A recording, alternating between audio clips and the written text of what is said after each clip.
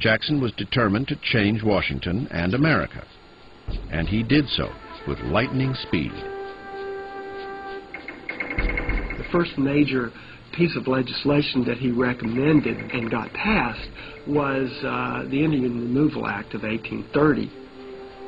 This act empowered Jackson to forcibly evict all the Indian tribes living east of the Mississippi River. 5 Indian nations were directly affected. Of the 5, the Cherokee tribe, located in Georgia, chose to fight the eviction in a surprising way. Instead of going on the warpath the way their fathers and grandfathers might have done, this generation of Cherokee Indians took Georgia to court. The case went all the way to the United States Supreme Court.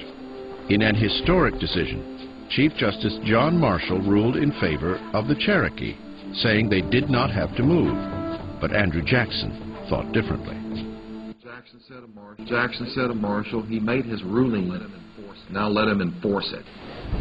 The result was that they were rounded up at gunpoint and forced to move. The property was seized, and they were forced west. Of course, on the Cherokees' forced march, about 1 out of every 4 Cherokees died en route, which is why they call it the Trail of Tears.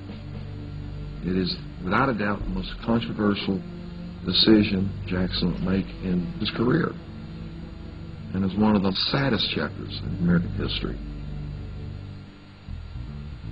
Soon after issuing the Indian Removal Act, Jackson faced a dangerous issue that threatened the fabric of the Union, the South Carolina nullification crisis. South Carolina was angry about the high federal tariff on imported goods, which helped New England at the expense of Southern planters. In response, South Carolina declared it had a right to nullify the federal tax.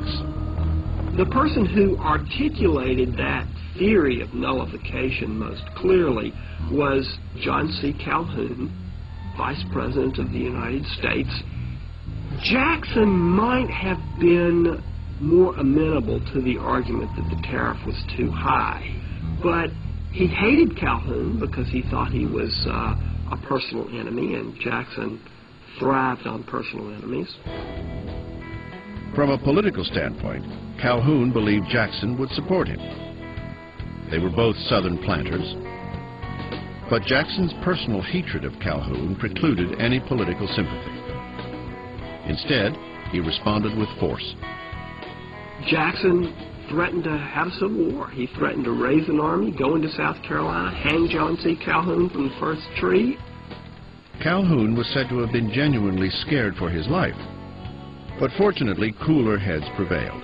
South Carolina backed down, and Congress modified the tariff.